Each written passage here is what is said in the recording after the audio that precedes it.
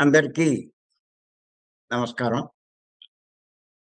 కార్యక్రమం ప్రారంభించే ముందు గురువుగారు బ్రహ్మర్షి పత్రి గారికి ఒక్కసారి మనం ధన్యవాదాలు చెప్పుకుందాం. మనం గత కొన్ని రోజులుగా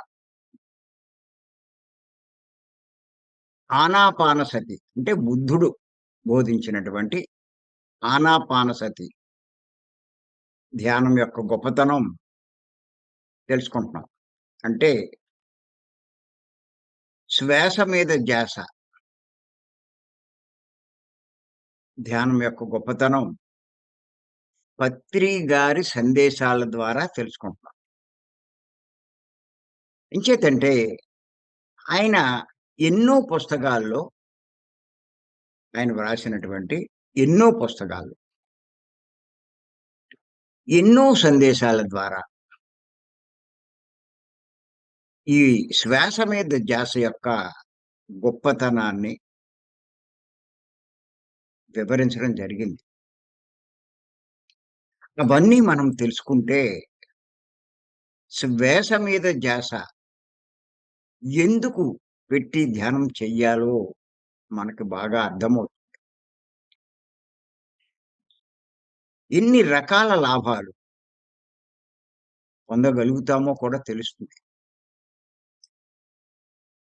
శ్వాస మీద ధ్యాస తప్ప ఇంకొక రకమైన ధ్యానం లేదన్నది కూడా అర్థమవుతుంది. పత్రి గారి పుస్తకాలు చదవని వాళ్ళకి ఇది అర్థం కాదు. ఎవరైతే శ్వాస మీద ధ్యాస కాకుండా రకరకాల ధ్యానాలు చెప్తున్నారో, చేస్తున్నారో వారు పత్రి గారి పుస్తకాలు సరిగ్గా చదవలేదనే లెక్క. ఖచ్చితంగా మనకు అర్థమవుతుంది. ఒకవేళ చదివినా వాళ్ళకి అర్థం కాలేదనే మనం చెప్పుకోవచ్చు. అంచేత పత్రి గారి పుస్తకాలు బాగా చదవాలి. నేను ఎన్నో సార్లు చెప్తున్నాను. పత్రి గారి పుస్తకాలన్నీ కూడా నేను 20 సార్లు, 30 సార్లు కూడా చదివాను. కొన్ని పుస్తకాలు 50 సార్లు కూడా చదవడం జరిగింది అని చెప్పడం జరిగింది.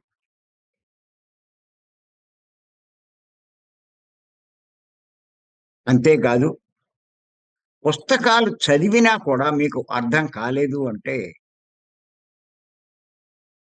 మీ బుద్ధి సరిగ్గా పని చేయట్లేదనే లెక్క. లేదని లెక్క. పని చేయట్లేదని లెక్క.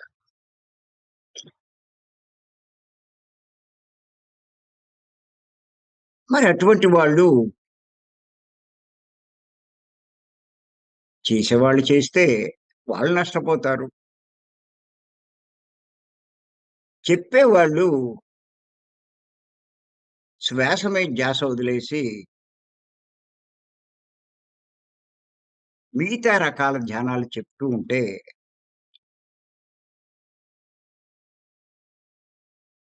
వాళ్ళు ఎంత నష్టపోతారో వారికే తెలియట్లేదు. ఇంచేతంటే మనం చేస్తే మనం ఒక్కళ్ళమే నష్టపోతాం. వేల మందికి చెప్తున్నప్పుడు వారిని తప్పుదారిలో నడిపిస్తే ఫలితం చాలా దుర్భరంగా ఉంటుంది. నువ్వు నష్టపో. అది నీ ఒక్కడికే పరిమితం. ఇన్ని వందల మందిని, వేల మందిని నువ్వు నష్టపరుస్తే నీ తెలివి తక్కువతనంతో.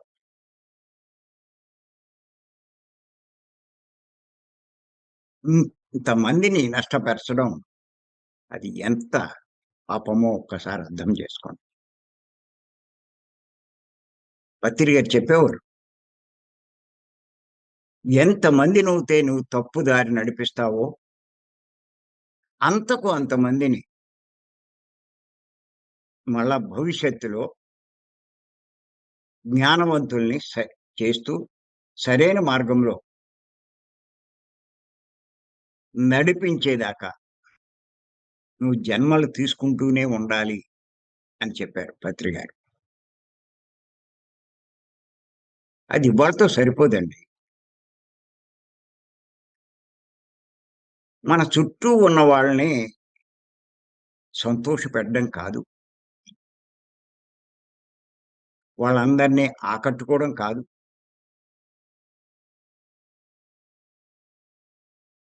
మనం లాభం పొందాలి అంటే సత్యం చెప్పాలి.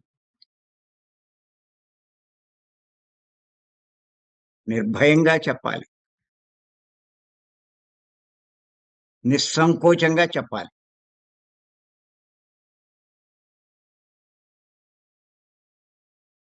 మొహమాటం లేకుండా చెప్పాలి. ఒకవేళ ఎవరికైనా కొంత అర్థం కాకపోతే వాళ్ళకి వివరంగా వివరించడానికి ప్రయత్నం చేయాలి. అంతేకాని మొహమాట పడకూడదు. మీరు అద్భుతమైన పెర్ఫెక్ట్ మాస్టర్స్ కావాలి అంటే పత్రి గారు చెప్పిన సత్యాన్ని చెప్పడానికి వెనకాడకండి.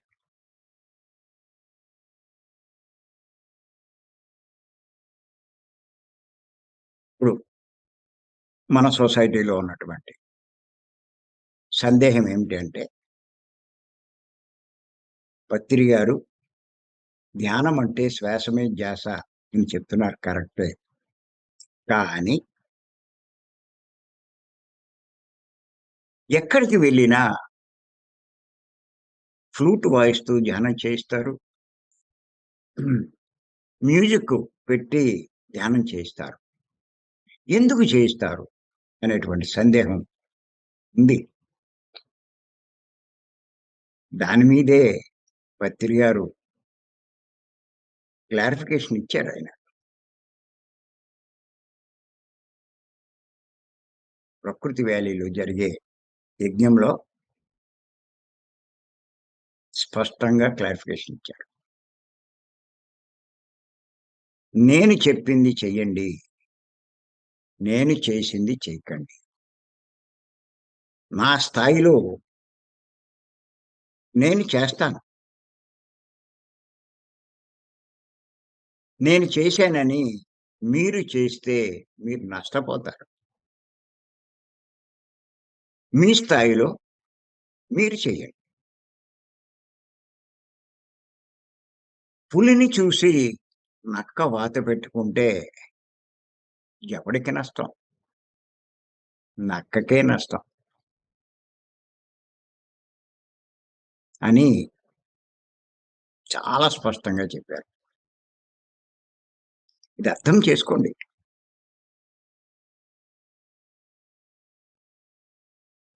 అంచేత పత్రి గారు చెప్పినటువంటి శ్వాస మీద ధ్యాస అంటే ఆనాపానసతి ఎంత గొప్పదో తులసి దళం పుస్తకం. ఓ రకంగా చెప్పాలంటే పత్రి గారు వ్రాసిన అన్ని పుస్తకాల కంటే చాలా చాలా గొప్ప పుస్తకం ఏది అంటే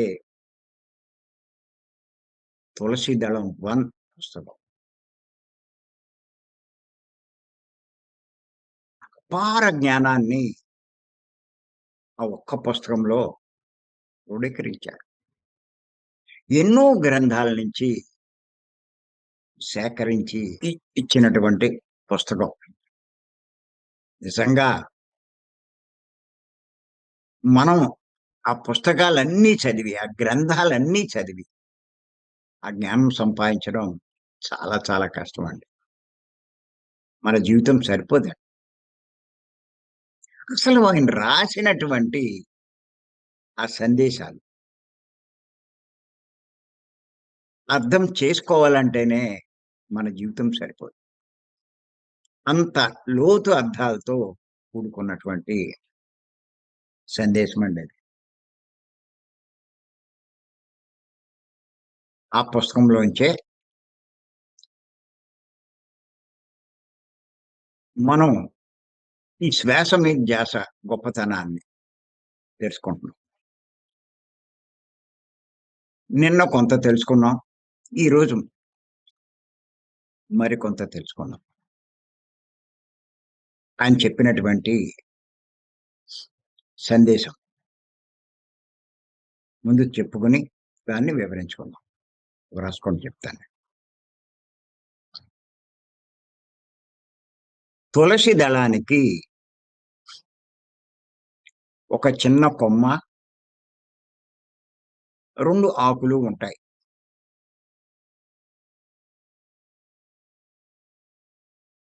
ఒక ఆకు పేరు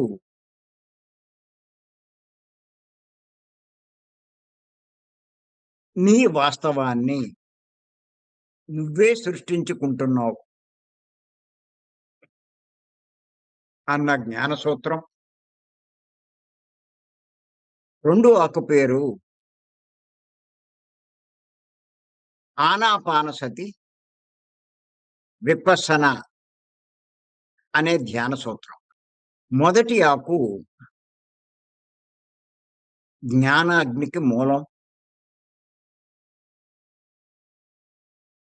రెండో ఆకు ధ్యానాగ్నికి నాంది.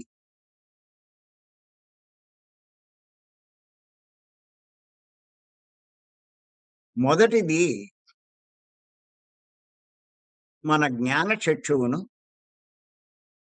ఉత్తేజింపచేసి సేత్ జ్ఞానం లాంటి పరిపూర్ణ విజ్ఞానాన్ని మనకు అందిస్తుంది. రెండవది మన దివ్య చక్షువును ఉత్తేజింపచేసి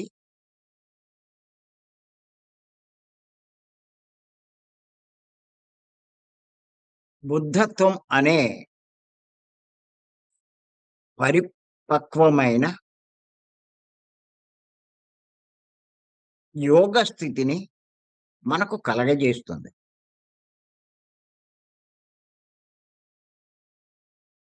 ఈ రెండిటి కలయికే తులసీదళ మతం.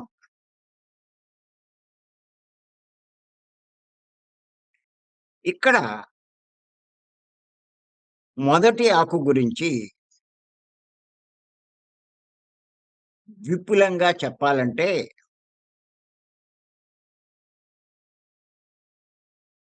భగవద్గీతలోని 6వ అధ్యాయం 5వ శ్లోకం తెలుసుకుంటే తెలుస్తుంది. ఏమిటంటే ఆ శ్లోకం, ఉద్ధరేదాత్మనాత్మానం ఆత్మానమవసాదయేత్. ఆత్మైవ ఆత్మనో బంధు రాత్మైన రిపురాత్మనః.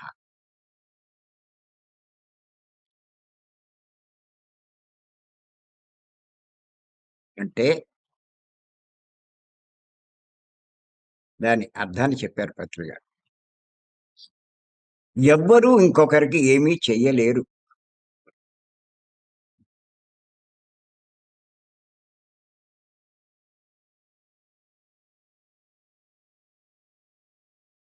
ఎవరిని వారే ఉద్ధరించుకోవాలి.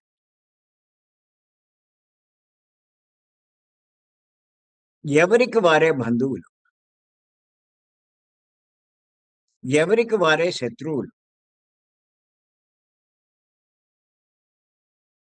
ఎవరికి వారే తమ తమ కష్ట సుఖాలను సృష్టించుకుంటున్నారు. అందరూ తమ తమ జనన మరణ చక్రం లోపల, బయట అంటే ఇహ పరలోకాల్లో స్వేచ్ఛగా విహరిస్తున్న వారే.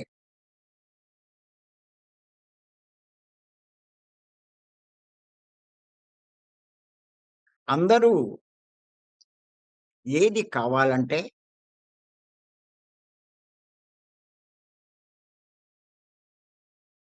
ఎప్పటికప్పుడు, ఎక్కడికక్కడ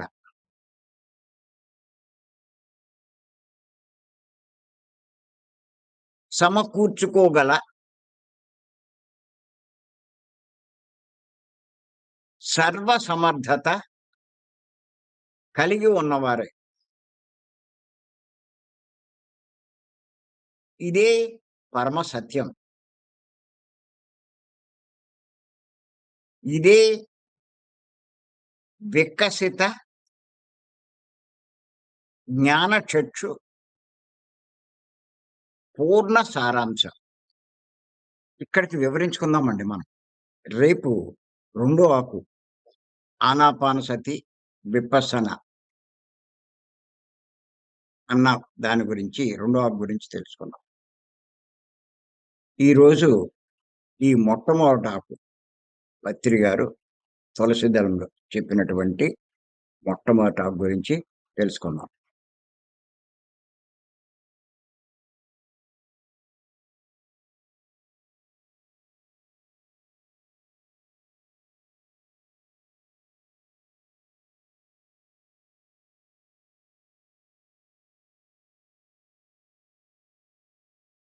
మరి నిన్న కూడా తెలుసుకున్నాం. రెండో ఆకు అంటే ఈ ఆనాపానసతి. అంటే శ్వాస మీద ధ్యాస మన దివ్య చక్షువును అంటే మూడో కన్ను ఉత్తేజింపచేసి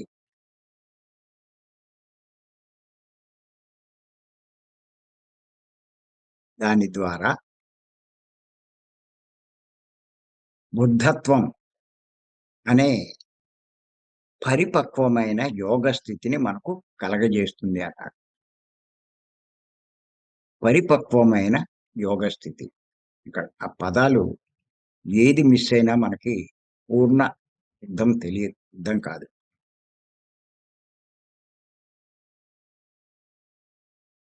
మనం భగవద్గీతలోనే తెలుసుకున్నాం. అందరికంటే యోగి గొప్పవాడు అని శ్రీకృష్ణ భగవానుడు స్పష్టంగా చెప్పారు.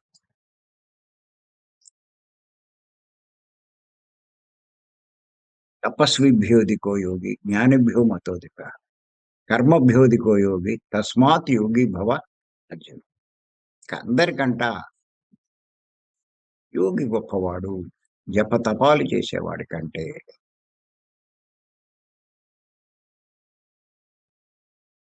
నిత్య నైమిత్తిక కర్మలు చేసేవాడి కంటే,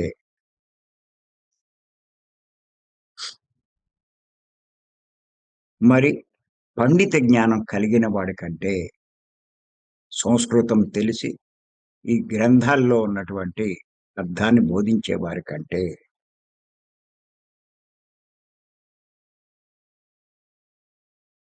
యోగి గొప్పవాడు. ఎవరు యోగి అంటే పతంజలి మహర్షి చిత్తవృత్తులు నిరోధించుకున్నవాడే యోగి అని చెప్పాడు. అలా చిత్తవృత్తులు నిరోధించుకోగలగడం అన్నది ఒక్క శ్వాస మీద ధ్యాస వల్ల మాత్రమే సాధ్యం. నిరోధించడం అంటే లేకుండా చేసుకోవడం.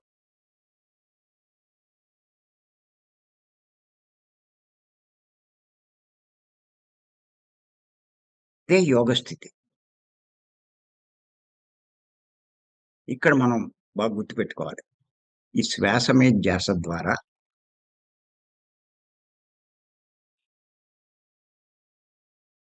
పరిపక్వమైన యోగ స్థితి మనకు కలుగుతుంది అని చెప్పారు పత్రి గారు. పరిపక్వమైన యోగ స్థితి. యోగ స్థితి అంటే చిత్త వృత్తులను అంటే చిత్తం యొక్క వృత్తులు. చిత్తం అంటే మనసు, వృత్తులు అంటే ఆలోచనలు. నిరోధించడము అంటే పూర్తిగా లేకుండా చేసుకోవడం. ఇది దేని వల్ల సాధ్యము అంటే శ్వాస మీద ధ్యాస వల్ల మాత్రమే సాధ్యం. ఇంకా ఏ రకమైన ధ్యానం వల్ల మాత్రం సాధ్యం కాదు. ఇక్కడ మీరు ఒక్కసారి గమనించండి. ఈ సూక్ష్మమైన పాయింటు అంత తేలిక కాదండి ఇది అర్థం చేసుకోవడం. ఈ సూక్ష్మమైన పాయింట్. ఊరికే క్లాసులు చెప్పినంత మాత్రాన మాస్టర్ అయిపోరు. మరి అది చెప్పే వాళ్ళకి ఈ సూక్ష్మమైన పాయింట్ అర్థం కాక రకరకాల ధ్యానాలు చెప్తున్నారు. పత్రి గారు చెప్పకపోయినా చేయిస్తున్నారంటూ చేయిస్తున్నారు. వాళ్ళకి చిత్తవృత్తులు ఎలా నిరోధించబడతాయి? యోగ స్థితి ఎలా పొందగలుగుతారు? బుద్ధత్వం ఎలా పొందుతారు?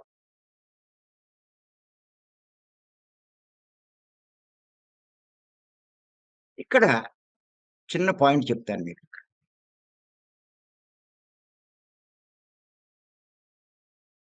రకరకాల ధ్యానాలు చేయడం వల్ల అంటే గైడింగ్ చేయనివ్వండి, మ్యూజిక్ పెట్టుకోనండి, ఏం చేయండి. మీరేం చేస్తారు అంటే కళ్ళు మూసి కూర్చున్నప్పుడు సహజంగా ఎవరికైనా ఆలోచనలొస్తాయి. ఆలోచనలొచ్చినప్పుడు ఎవరైనా మాటలు చెప్పినా, పద్యాలు పాడినా, పాటలు పాడినా, మ్యూజిక్ పెట్టుకున్నా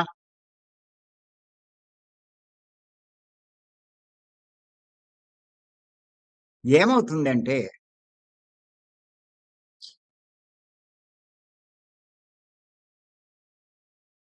కోకొల్లలుగా ఉన్న ఆలోచనలు ఖాళీ కావండి. స్పష్టంగా రాసుకోండి ఇక్కడ ఈ పాయింట్. కోకొల్లలుగా వస్తున్న, ప్రవాహంలా వస్తుంది.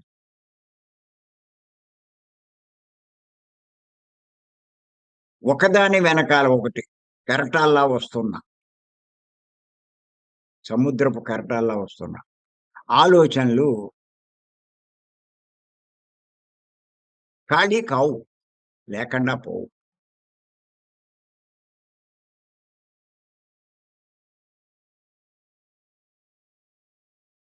ఇక్కడ ఏం జరుగుతుంది అంటే, అలా ఆలోచిస్తూ ఉన్న మనసును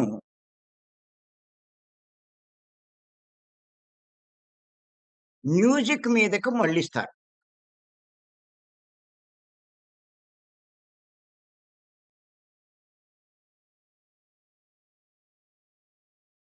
అప్పటిదాకా మనసు ఆలోచనల మీదుంది. ఆలోచిస్తూ ఉంది. ఇటువంటి మనసుని ఏం చేశారంటే, మ్యూజిక్ మీదకి మళ్ళించారు.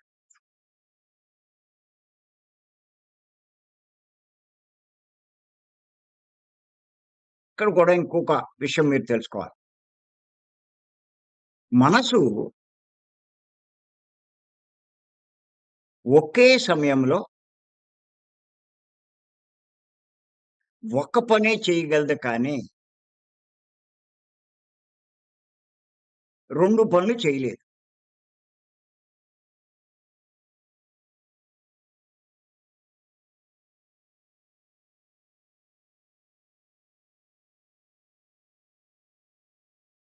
ఇక్కడ చేయవలసిన పనులు 2 కనిపిస్తున్నాయి.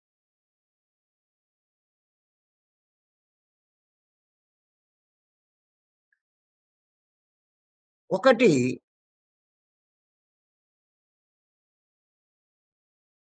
ఆలోచనలు, రెండవది మ్యూజిక్కు. ఆలోచనల మీద దృష్టి ఉంటుంది. లేదు అంటే మీరు మళ్ళిస్తే మనసును మ్యూజిక్ మీదకి మళ్ళిస్తే మ్యూజిక్కు వింటూ ఉంటుంది.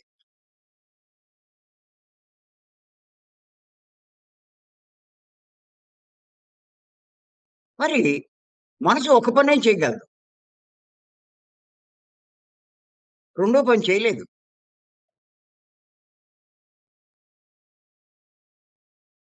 ఇప్పుడు నిర్ణయం మీదే.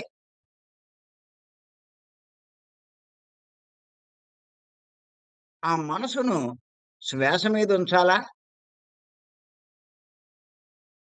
మ్యూజిక్ వినిపించాలా? మ్యూజిక్ వినమని చెప్పాలా ఆ మనసుకి? అది నిర్ణయం మీది.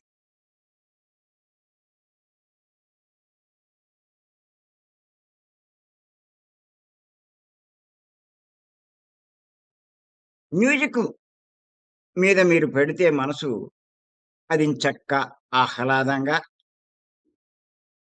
ఎంతో సంతోషంతో దాన్ని ఆస్వాదిస్తూ ఉంటుంది. ఎంతసేపు అది వింటూ ఉంటుందో అంతసేపు.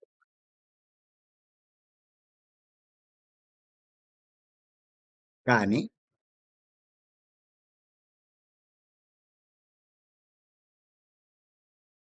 ఆలోచనల మీదకి మళ్ళించినప్పుడు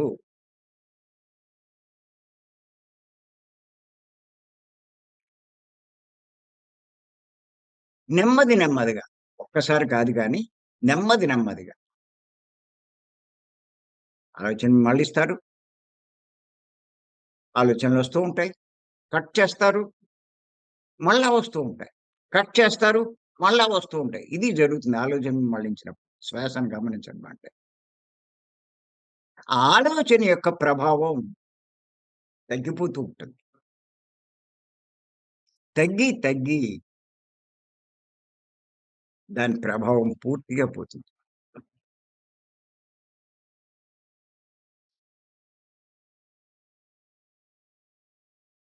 ఆ ఆలోచన ఎప్పుడైతే పూర్తిగా పోయిందో దాని ప్రభావం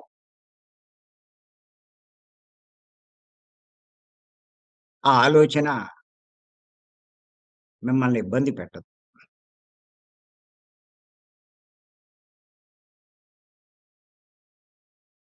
ఇబ్బంది పెట్టదు అంటే ఇక్కడ కూడా కొంచెం గుర్తుపెట్టుకోండి. ఇక్కడ ప్రతి మాట దగ్గర, ప్రతి పదం దగ్గర మీరు ఎంతో జాగ్రత్తగా దీన్ని అవగాహన చేసుకోవాలి లోతుగా. ఇబ్బంది పెట్టదు అంటే దానంతటది గుర్తుకు రాదు. పోవడము అంటే అది మర్చిపోవడం కాదు. ఏమి కాదు. అది మిమ్మల్ని ఇబ్బంది పెట్టదు. దానంతట అది గుర్తుకు రాదు.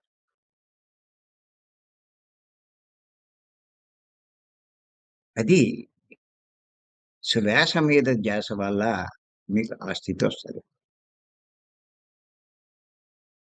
ఎప్పుడు బాధించదింక ఆ ఆలోచన. కానీ ఇక్కడేం జరుగుతుందంటే, ఈ మనసు లోపల ఎన్నో ఆలోచనలుండడం వల్ల, ఒక ఆలోచన యొక్క ప్రభావం తగ్గినా, వెంటనే ఇంకొక ఆలోచన వస్తుంది. చూసుకోండి కావాలంటే మీరు. మీరు గమనిస్తే మీకు తెలుస్తుంది. ఈ శ్వాస మీద ధ్యాస పెట్టినప్పుడు కాసేపటికి ఏ ఆలోచనైతే ఇబ్బంది పెడుతుందో దాని ప్రభావం పోతుంది. అంటే దానర్థం ఆలోచనలన్నీ పోయినాయని కాదు. ఏ ఆలోచన మీరు కట్ చేస్తున్నారో దాని ప్రభావం పోతుంది.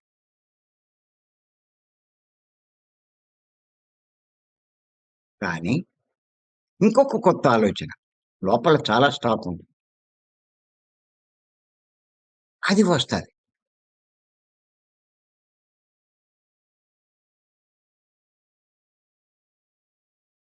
మీరేమనుకుంటారంటే కొత్త వాళ్ళు కానీ, తెలియని వాళ్ళు ఏంటోనండి ఎంతసేపు అలా కూర్చున్నా అలా ఆలోచనలు వస్తూనే ఉంటున్నాయండి. శ్వాస మీద ధ్యాస పెడుతున్నావా? అంటే పెడుతున్నానండి. అయినా వస్తున్నాయండి అంటారు.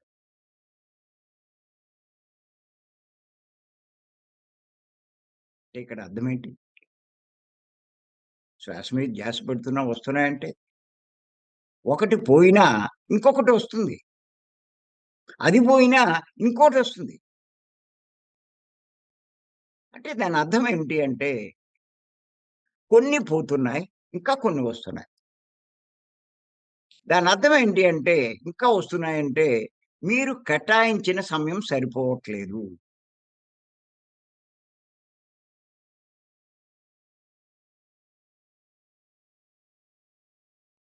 ఏదో అరగంటో, గంటో కూర్చుంటారు. ఏదో ఒక ఐదో, పదో ఆలోచనలు పోతాయి. వందల కొద్దీ ఉంటే ఎక్కడ ఆ కేటాయించిన సమయం సరిపోద్ది చెప్పండి? అందుకే నేనేమంటానంటే, తప్పనిసరిగా భీమవరం రండి అంటా. మీరింకేమీ చెయ్యకండా ఆ 3 రోజులు ఏం చేస్తారు అంటే, మొదటి రోజు మనసులో ఉన్న ఆలోచనల యొక్క ప్రభావం లేకుండా చేస్తూ ఉంటారు. మొదటి రోజు కూర్చుని ఆలోచనలొస్తున్నాయండి, భీమవరం వచ్చినా అంటారు. వస్తాయి మరి. స్టాక్ ఎంతో ఉంది నీ దగ్గర తెచ్చుకున్నావు. అది మొదటి రోజుతో పోతాయి. అంచేత రెండో రోజు బాగా కూర్చుంటారు. మూడో రోజు 3 గంటలు, 4 గంటలు కూర్చోబెట్టినా కూర్చున్నట్టు కూడా మీకు తెలీదు. దాని ముఖ్య కారణం ఇదే. కానీ ఇంటికాడ అలా సాధ్యం కాదు మరి. ఏదో ఒక గంట కూర్చుంటాం, 2 గంటలు కూర్చుంటాం. అసలు ఆ రోజుకి ఆ రోజు జరిగిన ఎన్నో సంఘటనలు మనసులో మళ్ళా పెరిగిపోతాయి. అయిపోవడమే చాలా కష్టం.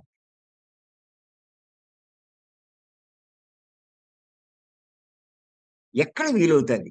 ఎన్నాళ్ళు కూర్చున్నా. అదే రిపీట్ అవుతుంది. అంచేత అందరూ ఏం చేస్తారంటే, ఈ ఆలోచనతో కూర్చోవడం కొంచెం ఇబ్బంది కాబట్టి,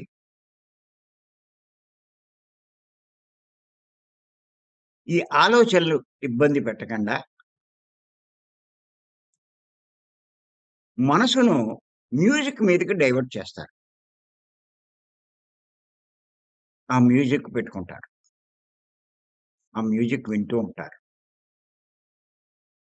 ఆ మ్యూజిక్ వింటూ కూర్చోవడం చాలా తేలిగ్గా ఉంటుంది. ఆ మ్యూజిక్ వింటున్నంత సేపు ఆలోచనలు ఉండవు. వాళ్ళేమనుకుంటారంటే, ఆలోచనలు ఆగిపోయినాయి అనుకుంటారు. ఆలోచనలు పోయినాయి అనుకుంటారు. ఆలోచనలు ఖాళీ అయిపోయినాయి అనుకుంటారు. ఇంకా ఆలోచనలు లేవు కదా అని. కానీ ఈ రహస్యం అర్థం కావట్లేదు ఆళ్ళకి. మనసు ఒక దాని మీదకి మళ్ళిస్తే రెండోదది గ్రహించలేదు, గమనించలేదు. అది.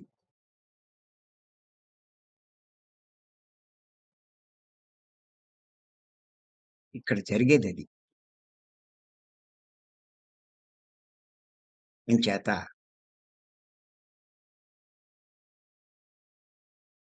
ఆ అరగంటో, గంటో ఆ మ్యూజిక్ 2 గంటలో మ్యూజిక్ వింటున్నంత సేపు ఏ ఆలోచన ఉండదు. వాళ్ళేమనుకుంటారు? నాకు ఆలోచనలు లేవండి. అదే చెప్తారు. ఏమోనండి. శ్వాస మీద ధ్యాస కంటే మేము మ్యూజిక్ వింటేనే మాకు ఆలోచనలుండవు. మేము గైడింగ్‌లో పాల్గొంటుంటేనే మాకు ఆలోచనలుండవండి. మీరు ఆలోచనలు ఉండకూడదని అంటారు కదా! అని ఇలా చెప్తూ ఉంటారు. పాపం అమాయకులు వాళ్ళకేం తెలుసు దీనిలో ఉన్న మర్మం. దీనికి ఎగ్జాంపుల్ కూడా చెప్తూ ఉంటాను. విపరీతమైన సమస్యలున్నవాళ్ళు రాత్రి నిద్రపోతే నిద్ర పట్టకపోతే టీవీలో సినిమా చూస్తారు. ఓ 2 గంటలు, 3 గంటలు ఆ సినిమా చూస్తున్నంత సేపు ఈ ఆలోచనలు వాళ్ళని ఇబ్బంది పెట్టవు. 3 గంటలయిపోయాక, సినిమా అయిపోయాక, సినిమా కట్టేసి మళ్ళా పడుకుంటే, మళ్ళా ఎల్ల ఆలోచనలొస్తాయి. మరి ఈ 3 గంటలు ఎందుకు ఆలోచనలు రాలేదు? అంటే మనసును మళ్లించారు టీవీ మీదకి.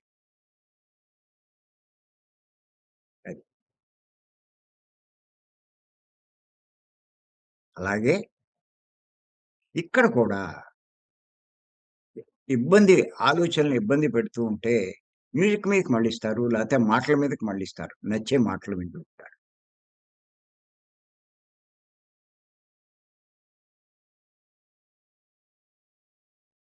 కానీ మీరు ఆళ్ళు ఓకే చెప్పేసాక అయిపోయింది. ధ్యానం అయిపోయిందనుకుంటారు. మళ్ళా కళ్ళు మూసుకోండి.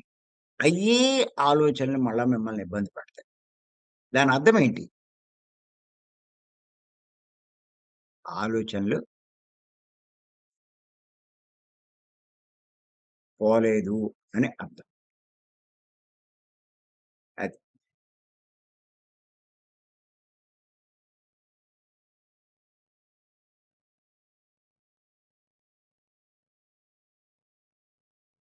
మరి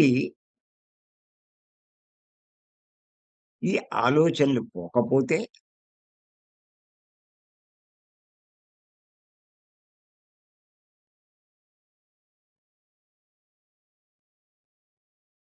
మీకు శక్తి ఎలా వస్తుందండి?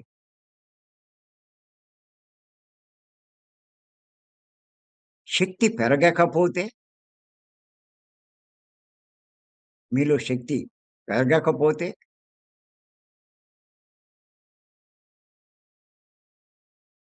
మీరు ఈ అతీంద్రియ స్థితికి చేరుకోకపోతే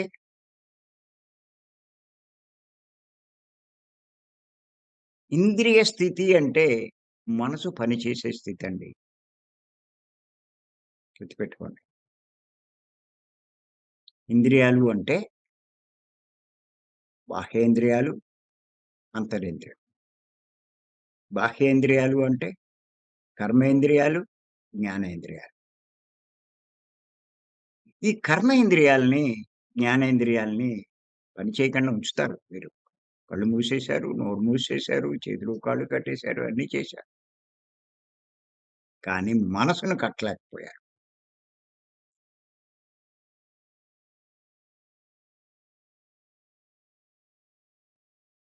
అంటే మీరు ఇంద్రియ స్థితిలోనే ఉన్నారు. ఇంద్రియాతీత స్థితికి చేరుకోలేదిక్కడ.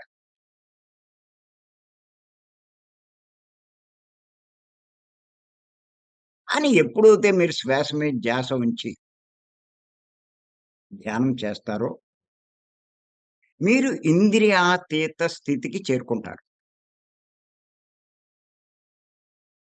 ఇంద్రియాతీత స్థితికి మీరు చేరుకుని, అలా గంటలు గంటలు, రోజుల తరబడి, నెలల తరబడి మీరు కూర్చోగలిగినప్పుడు, ఆ డెప్త్‌కెళ్ళిపోతారక్కడ. ఆ ఇంద్రియాతీత స్థితిలో. చాలా చాలా డెప్త్‌కెళ్ళిపోతారు.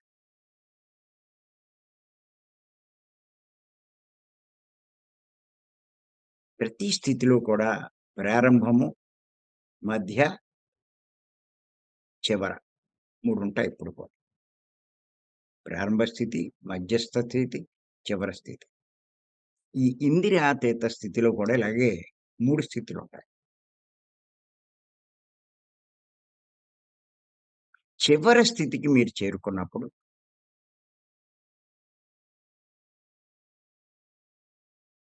అంటే ఇంద్రియాతీత స్థితిలో చివరి స్థితికి మీరు చేరుకున్నప్పుడు,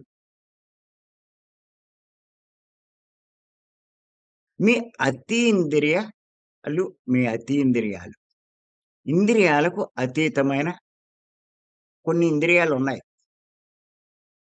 అవి పనిచేస్తూ ఉంటాయి. అవి పనిచేస్తాయి.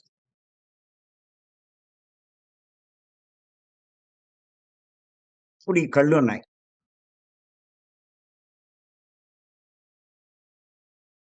ఇది ఇంద్రియం. ఈ కళ్ళు కాకుండా మనకి ఇంకో కన్నుంది. అదే అతీంద్రియం అంటారు. ఇంద్రియాలకు అతీతమైన ఇంద్రియం. అతీంద్రియం. ఆ కన్ను పనిచేస్తది. దాన్ని తెరుచుకుంటుంది అంటాం. దాన్ని దివ్యనేత్రం అంటారు. మూడో కన్నంటారు. అంటే మీరు ఈ కళ్ళు మూసుకున్నా ఆ కన్ను పనిచేయడం వల్ల సృష్టిలో ఎక్కడెక్కడ ఏమున్నాయో అన్నీ మీకు కనిపిస్తాయి. ఈ బాహ్యేంద్రియాలు, ఈ కళ్ళు ఎదురుగున్న ఉన్నవే చూస్తాయి. కానీ అతీంద్రియమైన దివ్యనేత్రం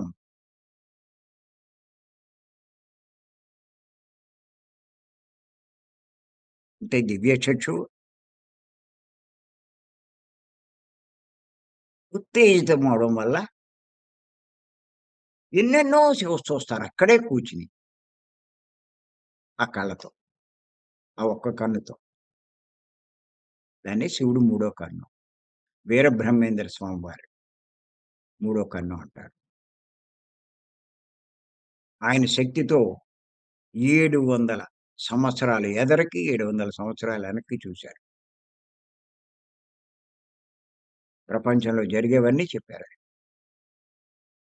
అది థర్డ్ ఐ అంటే.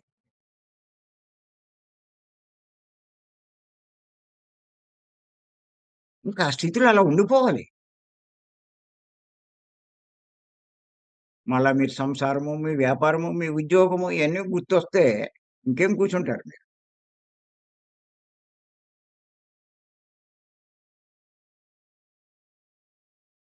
అయన్నీ గుర్తొచ్చినాయంటే మీకు ఇంద్రియాలు పనిచేస్తున్నాయి. ఇంకా ఆ ఇంద్రియం పోతుందక్కడ.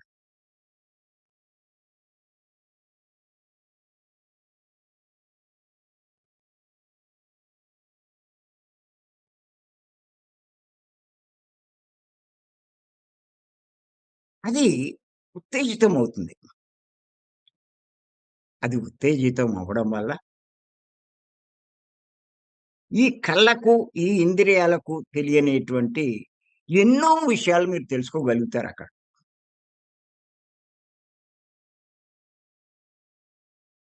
గత జన్మలో అవనివ్వండి, జన్మల్లో జరిగినటువంటివి అవనివ్వండి. ఎంతో, ఎంతో జ్ఞానం తెలుసుకుంటారు. ఎన్నో తెలుసుకుంటారు. ఆ దివ్య నేత్రంతో.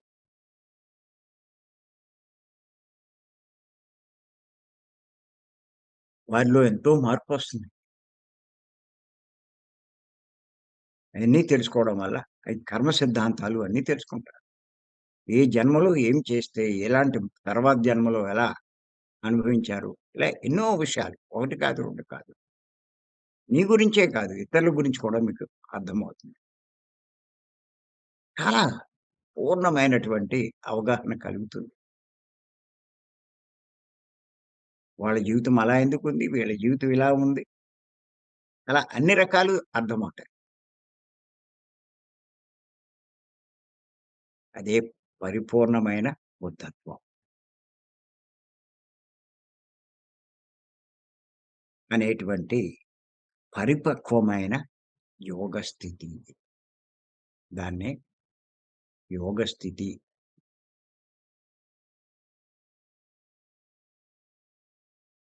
అది మనకు కలుగుతుంది. ఆ యోగ స్థితి. ఇదే పత్రి గారు చెప్పినటువంటి ఈ మాటలకు అర్థం.